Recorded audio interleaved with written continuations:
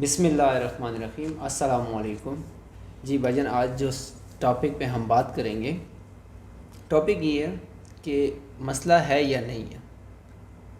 تجھ میں رب دکھتا ہے یارا میں کیا کروں، سجدے پہ سر جھکتا ہے یارا میں کیا کروں. ایسے یہ تو آپ کو ایک میں بتا رہا ہوں کہ فار ایگزامپل ایک مثال ہے جی. اور اس طرح کہیں جو ہے نا شاعروں نے لکھے ہیں اور بھی ہے اس طرح، جس طرح سجدے کے اوپر آ جاتی ہے گانوں میں وغیرہ میں اس طرح. تو اس چیز کی سمجھ نہیں آ رہی ہے یہ مسئلہ ہے یا نہیں ہے، یا جو شاعر کیا کہنا چاہتا ہے یا ہم میسج اس سے کیا لے رہے ہیں. اور مجھے خود بھی دل کچھ اور کہہ رہا ہے، مائنڈ کچھ اور کہہ رہا ہے. تو آپ جو ہے اس کو تھوڑا سا واضح کریں کہ یہ حقیقت میں مسئلہ ہے یا نہیں ہے. جی بہت شکریہ. جی اور اس میں میرے خیال میں جو ایک چیز ضروری سمجھنی چاہیے جی وہ یہ ہے کہ کوئی بھی شاعر جب شاعری کرتا ہے جی تو اس میں جو وہ الفاظ استعمال کرتا ہے، جو وہ بات کہتا ہے یا جو وہ مثالیں دیتا ہے وہ ان کی حقیقت کیا ہوتی ہے. جی یعنی آپ یہ بات سمجھنی بہت ضروری ہے. اس لیے تھوڑی سی علمی بات ہے، لیکن اگر آپ مجھے اجازت دیں گے تو میں اس کو سمجھانے کی کوشش کرتا ہوں کہ شاعری میں اور عام گفتگو میں فرق کیا ہوتا ہے. شاعری میں یہ ہوتا ہے کہ مثال کے طور پر، یا شاعری کہہ لیں یا ادب کے اندر کیا چیز ہوتی ہے. مثال کے طور پر ہم کہتے ہیں کہ میرا جو محبوب ہے وہ تو چاند جیسا ہے، ٹھیک یہ کہتے ہیں. یا میرے محبوب کے ہونٹ جو ہیں وہ گلاب کا پھول ہیں. اسی طرح یہ کہا جاتا ہے کہ وہ جو میرا بچہ ہے وہ تو میرے لیے چاند ہے. اس طرح کے اور کئی ہم الفاظ استعمال کرتے ہیں، مثالیں دیتے ہیں، یہ ساری چیزیں ہوتی ہیں. تو پہلے یہ سمجھ لینا چاہیے کہ جب میں اپنے بچے کو چاند کہتا ہوں، جب کوئی شخص اپنے محبوب کو چاند کہتا ہے یا پھول جیسا کہتا ہے یا گلاب کہتا ہے یا اس طرح کی اور چیزیں کہتا ہے، یا جیسے ہم کہتے ہیں کہ اس کا قد جو ہے وہ سرو جیسا ہے. یعنی سرو ایک پودے کا نام ہے، تو وہ ایک لمبا سیدھا کھڑا ہوتا ہے. پشتوں میں ہم اس کو کہتے ہیں چنار. اچھا یہ ہماری شاعری پشتوں میں بھی ہے یہ لفظ استعمال ہوتا ہے. اچھا، جب ہم یہ سارے الفاظ استعمال کرتے ہیں، اردو میں، پنجابی میں، عربی میں، جس بھی زبان میں استعمال کریں، تو کیا ان الفاظ کا وہی مطلب ہوتا ہے یا وہی مطلب نہیں ہوتا؟ تو اس کا مطلب یہ ہے کہ جب ہم کسی بہادر آدمی کو شیر کہیں تو وہ جنگل والا شیر نہیں ہوتا. جب ہم کسی انسان کو یہ کہیں کہ وہ چاند ہے تو وہ اصل میں جو اوپر آسمان پر نظر آتا ہے وہ چاند نہیں ہوتا. اسی طرح کسی کے ہونٹوں کو، کسی کی شکل کو گلاب کہیں تو وہ جو گلاب کے پودے پر پھول لگا ہوا ہے وہ گلاب نہیں ہوتا. یہ بات واضح ہو گئی نا؟ واضح ہو گئی. اس سے یہ مطلب ہے آپ کے کہنے کا کہ یہ ہم ایک مثال دیتے ہیں. یہ ایک مثال دیتے ہیں. اس کو جو ہمارے علم کی زبان ہے یا ادب کی زبان ہے اس کے میں دو لفظ استعمال ہوتے ہیں، استعارہ اور تشبیہ. کہ ہم ایک چیز کو دوسری چیز کے ساتھ تشبیہ دیتے ہیں. اس سے فائدہ کیا حاصل ہوتا ہے؟ فائدہ یہ ہوتا ہے کہ ہم ایک تو اپنے جو محبوب، ہم یہ جو جملہ بول رہے ہیں کہ میرا محبوب جو ہے وہ بڑا پیارا ہے، اس سے وہ مزہ نہیں آیا، وہ اتنی اس کے اندر زور پیدا نہیں ہوا، وہ اتنا اٹھا نہیں. اچھا، جب میں کہوں گا میرا محبوب تو چاند ہے تو وہ اس کا نتیجہ کیا نکلے گا کہ وہ اس کے اندر شان پیدا ہو جائے گی، اس کے اندر زور پیدا ہو جائے گا. تو یہ آپ کو یہ بات سمجھ میں آ گئی. اس کا مطلب یہ ہے کہ آپ محبوب کو چاند پہ لے گئے ہیں، بس اس کو تو یہی محسوس ہوتا ہے. یہ صحیح ہے کہ محبوب کو اصل میں چاند کی سطح پر پہنچا دیا. حالانکہ حقیقت کے اعتبار سے دیکھا جائے تو چاند بھی تو کوئی خوبصورت چیز نہیں ہے نا. تو یعنی چاند بھی زمین کی طرح کی ایک دھرتی ہے، ایک سطح ہے، اور وہ تو اصل میں سورج کی روشنی کی وجہ سے چمکتا ہے. اس کی اپنی تو کوئی روشنی نہیں ہے، یعنی اس کے اوپر سورج کی روشنی پڑتی ہے، اس کی وجہ سے وہ چمکتا ہے اور ہمیں پیارا لگتا ہے، خوبصورت لگتا ہے اسی وجہ سے. تو بات جو پہلی آپ کو سمجھ لینی چاہیے وہ یہ ہے کہ شاعر یا ادب کے اندر، شاعری کے اندر، یا شاعر لوگ جو چیز استعمال کرتے ہیں اس کو ہمیں ہو بہو نہیں لینا چاہیے. ایک بات یہ ہے، یعنی بعض اوقات وہ اپنے محبوب کے لیے، اپنے دوست کے لیے بڑی چیز استعمال کر لیں، ایک بات. لیکن اس بات کا مطلب یہ نہیں ہے کہ میں آپ کے اس خیال کی تائید کر رہا ہوں. یہ میں نے صرف سمجھانے کے لیے ایک مثال آپ کے سامنے آپ کی مثال جو ہے بہت اچھی ہے. اور یہ آپ جو بات کہہ رہے ہیں کہ سمجھانے کی. تو اس میں میرا ایک سوال اور بھی اٹھ رہا ہے یہاں پہ. پہلے سوال کر لیں. جی میں آپ سے پہلے سوال کر دیتا ہوں کہ چلیں یہ تو ایک اس طرح سسٹم آ گیا کہ گانے میں یا جو ہے نا یہ جو گانے ہیں تو یہ تقریباً انڈیا سے آئے ہیں, انڈیا انہوں نے گائے ہوئے ہیں. تو کئی بار یہ بھی سوال ہوتا ہے کہ یار ان کا سسٹم تو ہمارے سے تھوڑا سا ڈفرینٹ ہے, لیکن ہمارے اچھے صوفی جتنے شاعر ہیں تو انہوں نے بھی یہ اس طرح جو ہے نا مثالیں دی ہوئی ہیں. تو اس میں بھی آپ سمجھا دیں کہ جو ہمارے صوفی شاعر ہیں ماشاءاللہ تو ولی ہیں, تو انہوں نے جو مثالیں دی ہوئی ہیں تو کیا وہ بھی ٹھیک ہے؟ یہ جو یہ سوال آپ نے بڑا مشکل اور پیچیدہ کر دیا ہے. یعنی یہ سینسٹیو سوال جس کو اگر سینسٹیو نہیں کروں گا تو مجھے خود بھی سمجھ نہیں آئے گی. اوکے ٹھیک ہے, یہ مسئلہ میرا بھی ہے, اسی طرح جتنے بھی نوجوان ہیں ان کا بھی مسئلہ ہے.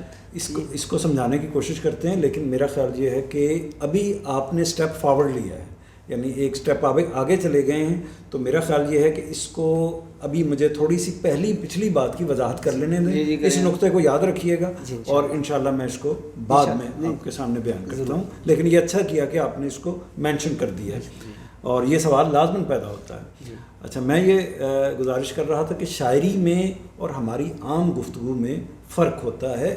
ہر بندے کو جب شاعری کو پڑھنا چاہیے تو اس فرق کو اپنے ذہن میں رکھنا چاہیے. اگر وہ نہیں رکھے گا تو پھر وہ ہر بندہ یہ سوال پوچھنا شروع کر دے گا کہ بھئی یہاں تو کہیں گلاب پایا نہیں جاتا, یہاں تو کہیں چاند پایا نہیں جاتا, یہاں تو کہیں سرف پایا ہی نہیں جاتا.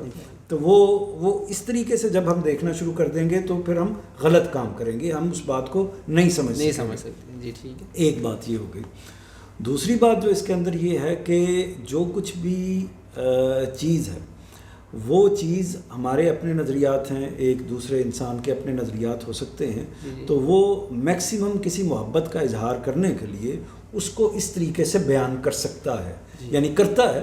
ہم اس کو شرک کہیں گے, غلط کہیں گے, یہ ہمارا نظریہ ہے. لیکن وہ اپنی کسی بات کی تسکین کے لیے کسی چیز کو آخری درجے میں بیان کرنا چاہے تو اس کے پاس بچتا کیا ہے, یعنی اس کے پاس اوپر جائے گا تو اپنا بھگوان بچے گا یا اللہ بچے گا یا رب بچے گا. رب کا لفظ جو ہے وہ ہماری پنجابی میں بھی استعمال ہوتا ہے, ہندی زبان کے اندر بھی استعمال ہوتا ہے, اردو میں بھی استعمال ہوتا ہے. ہم اپنے پروردگار کے لیے بھی رب کا لفظ استعمال کرتے ہیں, وہ بھی اپنے بھگوان وغیرہ کے لیے وہ بھی اپنے رب کا لفظ استعمال کرتے ہیں. یہاں معذرت میں بھگوان کے ساتھ وغیرہ کا لفظ بول دیا, یہ اس طرح یعنی کوئی بھی جو بھی کوئی جن کے کوئی خدا ہوں یا جن کی پرستش کرتے ہوں تو ان کو اس طریقے سے برا نہیں کہنا چاہیے یا ایسے انداز سے ان کا لفظ نہیں استعمال کرنا چاہیے کہ جس سے اس میں ایسا عنصر نظر آئے یا ایسی چیز نظر آئے کہ جیسے ہم نے ان کی عظمت کو یا چیز کو کم کر کے بیان کیا ہے. یہ اس پہلو سے مناسب نہیں ہے, لیکن ہمیں اپنا نظریہ بھرپور طریقے سے بیان کرنا چاہیے. تو میں یہ کہہ رہا تھا کہ اس میں بھی ایک بات بڑی امپورٹنٹ ہے جس کو یہ رب دیکھنے کے حوالے سے بات ہے. ابھی میں صوفیہ والی بات پر بعد میں آؤں گا. وہ بات یہ ہے کہ کیا مجھے آپ میں یا آپ کو مجھ میں, ہم لفظ انسان بول لیتے ہیں, جب میں ایک انسان پر غور کرتا ہوں تو کیا اللہ تعالیٰ کا کرشمہ مجھے نظر نہیں آتا اس کے اندر؟ اس کی آنکھیں کیسے کام کرتی ہیں, وہ ایک قطرے سے بنتا ہے اور اتنا عظیم و شان انسان بن جاتا ہے. اس کی عقل کی جو وسعتیں ہیں, اسی طرح جو اس کی جسم کی وسعتیں, اس کا ایک ایک عضو, اس سارے کے اندر اللہ تعالیٰ کی پروردگاری, اللہ تعالیٰ کی جو کرشمہ سازی ہے وہ صاف نظر آتی ہے, اللہ تعالیٰ کی تخلیق نظر آتی ہے. تو اگر کوئی شخص یہ کہے کہ اس انسان کے وجود میں مجھے اللہ تعالیٰ نظر آتا ہے, تو اس ذہن سے کہے گا تو یہ غلط نہیں ہوگا.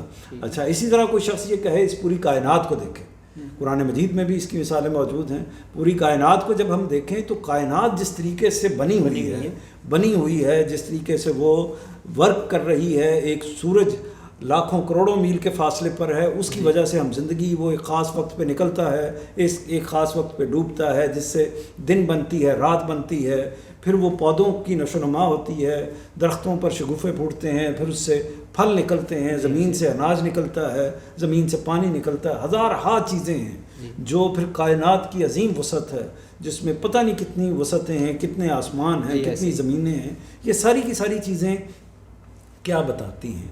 یہ ساری کی ساری چیزیں یہ بتاتی ہیں کہ یہ کسی عظیم الشان شخصیت نے، کسی عظیم الشان ہستی نے، کسی بہت ہی بڑی جو ہستی ہے اس نے ان چیزوں کو تخلیق کیا ہے.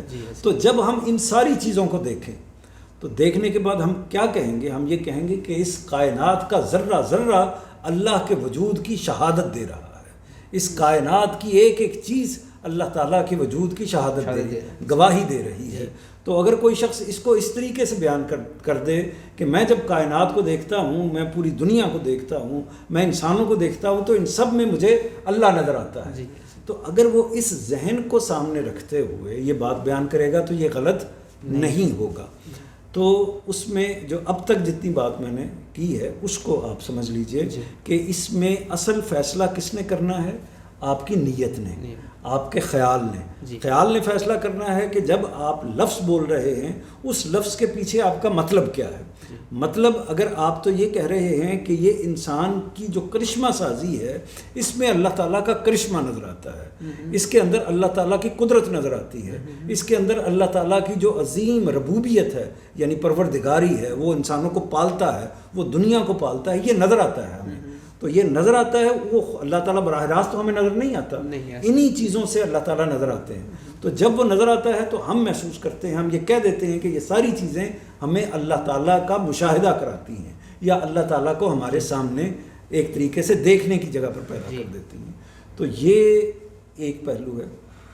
لیکن اس میں بھی خاص طور پر پروردگار کے حوالے سے، اللہ تبارک و تعالیٰ کے حوالے سے لفظوں کا انتخاب کرتے ہوئے بہت احتیاط کرنی چاہیے. یعنی ہم کسی انسان کے لیے بول رہے ہیں، حتیٰ کہ اللہ کے پیغمبر کے لیے بول رہے ہیں، کسی بھی بڑے سے بڑی شخصیت کے لیے ایسے الفاظ استعمال نہیں کرنے چاہیے یعنی جس میں وہ گمراہ ہو اور جس میں یہ نظر آئے کہ یہ اصل میں اس سے کوئی شخص یہ مطلب لے سکتا ہے.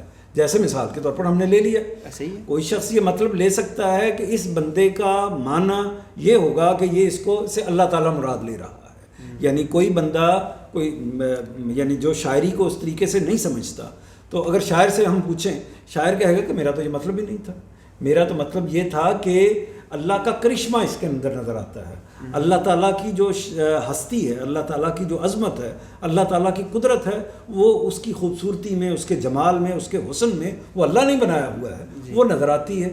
تو میں تو یہ کہنا چاہ رہا تھا. تو ہم اس کو یہ کہیں گے کہ آپ تو یہی کہنا چاہ رہے تھے، لیکن فلاں نوجوان نے تو اس کا دوسرا مطلب لے لیا. ایسے ہی. اور جب اس نے اس جملے کو اپنے کسی دوست یار محبوب کے لیے استعمال کیا تو اس طریقے سے استعمال کر لیا. تو اس لیے آپ نے ایک غلط کام کر کے اپنی جگہ پر تو آپ ٹھیک رہے، لیکن اس کے لیے آپ نے ایک غلطی کی صورت پیدا کر دی. تو لہٰذا آپ کو یہ کام نہیں کرنا چاہیے. یعنی آپ کو چاہے آپ یہ کہیں بھی کہ میرا مطلب یہ نہیں تھا، تب بھی یہ کام نہیں کرنا چاہیے. جس سے یہ ہے کہ انسان جو ہے گمراہ ہو تو ایسا کام ہی نہیں کرنا چاہیے. جی، کیونکہ آگے نوجوان نسل ہے تو مطلب اس کا کچھ اور ہی سمجھ رہی ہے، کچھ اور سمجھ رہے ہیں. اور یہ ایسے ہی ذہن میں میرے بھی آتا تھا کہ اس کا مطلب کیا ہے، یہ بات کہاں جا رہی ہے، یا تو جس سے میں محبت کرتا ہوں تو یہ وہاں ہی لے کے جا رہے ہیں اس کو، اور ایسے ہی اس کو دیکھا جائے تو ایسے ہی ہے. تو اب شاعر جو ہے وہ یہ کہہ رہا ہے کہ میرا یہ مطلب نہیں تھا، ہم نے اس کا یہ مطلب لے لیا. تو ایسے ہی ہے. تو شاعر اس میں احتیاط کس کو کرنی چاہیے؟ شاعر کو کرنی چاہیے. جب وہ پھول کا نام لے لے گا تو ہو سکتا ہے کہ دوسرا آدمی پھول سے وہ گلاب کا جو پودے والا پھول ہے وہی سمجھ لے، اس سے کوئی فرق نہیں پڑے گا.